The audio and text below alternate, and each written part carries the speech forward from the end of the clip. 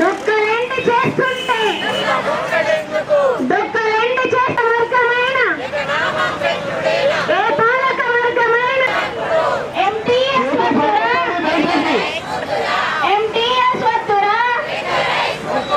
జై సమగ్ర శిక్ష సమగ్ర శిక్ష ఉద్యోగుల ఐక్యత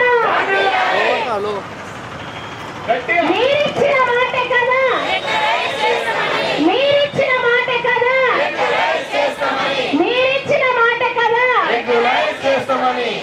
ఆ రోజు వరంగల్ సభలో అసలు ఆయన మాట ఇవ్వకపోతే ఈ రోజు ఇక్కడ టెంట్ కింద కూర్చోకపోతుండేవి. ఆయన మాట ఇచ్చిండు. ఆ మాట ఇచ్చుడు మళ్ళీ ఏమైంది, ఆయననే ముఖ్యమంత్రి అయిండు. అప్పుడు పిసిసి హోదాలో మన ముఖ్యమంత్రి అయిండు. మన కళ నెరవేర్చని మనం అనుకున్న లక్ష్యాన్ని ఈజీగానే చేరుకోవచ్చు.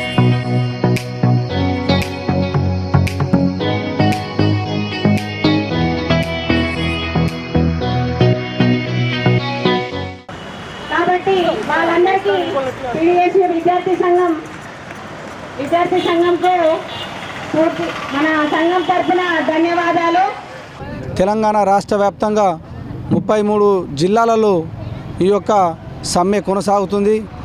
ఏదైతే గత ప్రభుత్వ హయాంలో మేము చేసినటువంటి సమ్మె శిబిరానికి విచ్చేసినటువంటి ఈనాటి ముఖ్యమంత్రి రేవంత్ రెడ్డి గారు మా సమగ్ర శిక్ష ఉద్యోగులకు 100 రోజుల్లో ప్రభుత్వం వస్తుంది, మిమ్మల్ని అందరినీ కూడా రెగ్యులరైజ్ చేస్తా అని చెప్పి స్పష్టమైన హామీ ఇవ్వడం జరిగింది.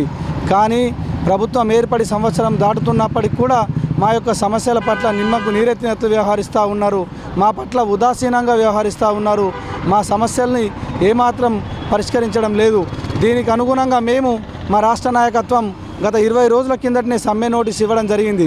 కానీ ఇప్పటి వరకు మమ్మల్ని చర్చలకు పిలవకుండా మా యొక్క సమస్యల్ని పరిష్కరించకుండా ఈ రోజు వరకు ఈ యొక్క సమస్యను జటిలం చేస్తూ ఉన్నారు.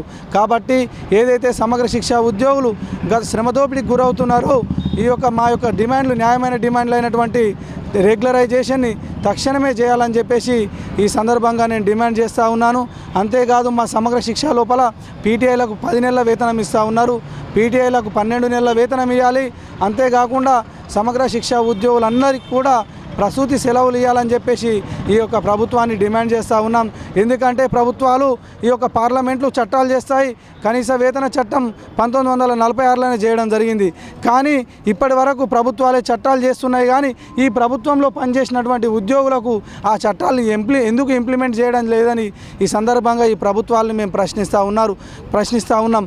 కాబట్టి తక్షణమే మా యొక్క డిమాండ్లు పరిష్కరించాలా, లేనట్లయితే రోజుకు మా యొక్క ఉద్యమాన్ని మరింత తీవ్రతరం చేస్తామని చెప్పేసి ఈ నిజామాబాద్ ధర్నా చౌక్ సందర్భంగా ఈ యొక్క ప్రభుత్వాన్ని మేము హెచ్చరిస్తూ ఉన్నాం.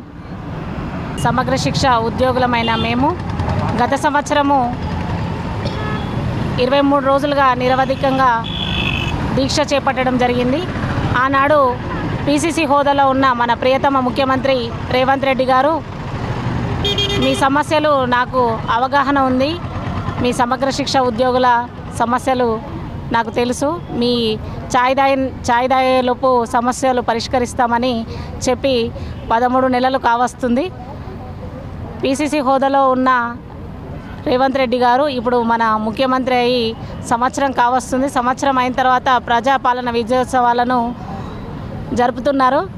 కానీ మా సమస్యలను మాత్రం ఇంతవరకు పరిష్కరించలేదు. ఇంతకుముందు మేము రిలే దీక్షలు, అసెంబ్లీ ముట్టడి ఈ కార్యక్రమాలన్నీ చేపట్టడం జరిగింది. ప్రభుత్వం నుంచి ఎలాంటి స్పందన రాకపోవడం వలన మా న్యాయపరమైన డిమాండ్ల కోసం మేము 3 రోజుల క్రితము నిరవధికంగా దీక్ష చేపట్టడం జరిగింది. 3వ రోజు తర్వాత మమ్మల్ని చర్చలకు పిలిచారు అధికారులు. చర్చలు విఫలం కావడంతో సమ్మెలోకి రావడం జరిగింది. సమ్మెలోకి వచ్చి 3 రోజులు అవుతుంది. ప్రభుత్వము ఈ విధంగా మొండి వైఖరితోనే ఉంటే ఈ సమ్మెను ఇంకా ఉధృతం చేస్తామని మా న్యాయపరమైన డిమాండ్ల కోసము ఈ ఉద్యమాన్ని ఇంకా ఉధృతం చేస్తామని తెలియజేయడం జరుగుతుంది. కోరికలు కోరడం లేదు, సమాన పనికి సమాన వేతనం, రెగ్యులర్గా చేసే ఉపాధ్యాయుల కంటే ఎక్కువ వరకే చేస్తున్నాము. హాలిడే డ్యూటీసు, ఫెస్టివల్ డ్యూటీసు, ఇలాంటి డ్యూటీసు చేస్తూ ఉండి వేతనంలో మాత్రము తక్కువ జీతము తీసుకున్న విద్యాశాఖలో విద్యాభివృద్ధికి పాటుపడుతున్నాం, కానీ మా అభివృద్ధికి వెనుకంజలోనే ఉన్నాము. అన్నీ పెరుగుతున్నాయి, అంటే సమాజంలో అన్ని ధరలు పెరుగుతున్నాయి, అన్ని వస్తువుల ధరలు పెరుగుతున్నాయి, కానీ మా జీతం అనేది ఆ విధంగానే ఎక్కడ ఉందో అక్కడనే ఉండిపోయింది. కాబట్టి ఈ న్యాయపరమైన డిమాండ్లను తీర్చే వరకు ఈ ఉద్యమం ఇలాగనే కొనసాగుతుంది. వినోద, మేము కేజీబీ బాల్కొండ నుంచి వచ్చాము. అయితే మేము ఇంతకుముందు కూడా చాలా వరకు ధర్నాలు అవి చేయడం జరిగింది. కాకపోతే మా న్యాయపరమైనటువంటి ఈ డిమాండ్స్ని ఎవరు కూడా ఏ ప్రభుత్వం వచ్చినా కూడా మాది తీర్చలేకపోతుండ్రు. ఇంతకుముందు కూడా కేసీఆర్ ఉన్నప్పుడు ఫస్ట్ కేజీబీ బిడ్డలు ఆడపిల్లలు మనకు వాళ్ళని చూస్తే గోస అనిపిస్తుంది, వాళ్ళని నేను ముఖ్యమంత్రి అయిన తర్వాత వాళ్ళని రెగ్యులరైజ్ చేస్తా అన్నాడు. ఆ మాట ముచ్చట పక్కగట్టి 10 ఏళ్ళు పరిపాలించినా మాది పత్తకు లేకుండా పోయినాం మేమైతే. ఇప్పుడు కూడా ఈ వచ్చిన రేవంత్ అన్న కూడా హామీ ఇచ్చిండు, అంతకన్నా ముందే రాకముందే వచ్చి మరి ముఖ్యమంత్రి అయిందంటే ఆశలు పెట్టుకున్నాం, చేశాడేమో మమ్మల్ని చూసాడేమో అని. ఇప్పటివరకు కూడా ఎవరు ఏం చేయలేకపోయినరు. కొంచెం ఇప్పటికైనా ఇచ్చిన మాట మర్చిపోకుండా మమ్మల్ని యాద మరకుండా మాకు కొంచెం న్యాయపరమైనటువంటి ఈ సమస్యలని తీర్చి మా రెగ్యులరైజ్ని చేయాలని కోరుతున్నాం. ఎందుకంటే సమాజంలో ముఖ్యమైనది ఆడపిల్ల చదువు అవనికి వెలుగు అంటారు. మరి ఆడపిల్లల్ని చదివించే మాకే ఎటువంటి సమస్యలు ఉన్నా తీర్చలేకపోతుండ్రు. మరి ఇంత మంచి ఆడపిల్లల గురించి ఇన్ని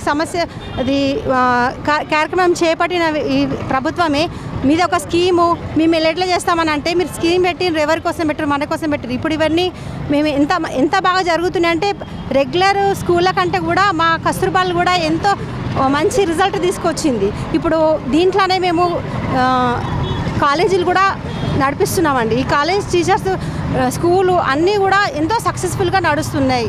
అయినప్పటికీ కూడా ఇతర ప్రభుత్వ టీచర్స్కి మాకు చాలా వ్యత్యాసం ఉందండి. జీతాల్లో కానీ ప్రతి దాంట్లో కానీ అది హక్కులలో కానీ అది ఆప్షనల్ హాలిడేస్ ఉండవు, ఒక సెకండ్ సాటర్డేస్ ఉండవు, ఏవి ఉండవు సార్. మాకు మా టీచర్స్ అందరు కూడా ఈ నైట్ డ్యూటీస్ కానీ ఇవన్నీ కూడా చేయడానికి చాలా సఫర్ అవుతూ పిల్లలు ఇంట్లో వదిలేసి మనకు స్కూల్ పిల్లలే మా పిల్లలని జీవిస్తున్నారు సార్.